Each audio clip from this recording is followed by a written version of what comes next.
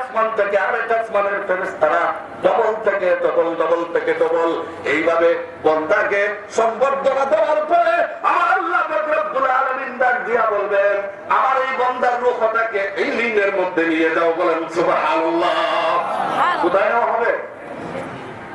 এই লিনের মধ্যে নেওয়া হবে।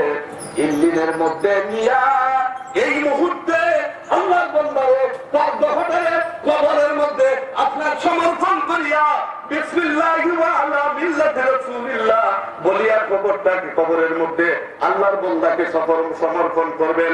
ঠিক না বেঠিক? মুর্দা রাখতে আমরা কি বলি?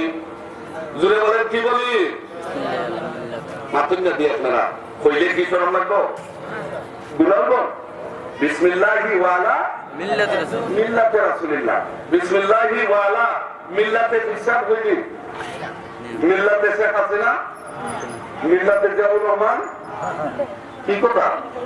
বিসমিল্লাহি ওয়া আলা মিল্লাতি রাসূলিল্লাহ, আল্লাহর নবীর মিল্লাতের মধ্যে রাখি। এই জন্য আমার আল্লাহ পাক রব্বুল আলামিন আপনি আমার জন্য এই দুনিয়াকে একটা পরীক্ষা ঘর বানাইছেন। প্রথম পরীক্ষা, দ্বিতীয় পরীক্ষা, ফাইনাল পরীক্ষার জন্য আমার আল্লাহ পাক রব্বুল আলামিন আপনার জীবন এবং মরণকে গঠন করেছেন।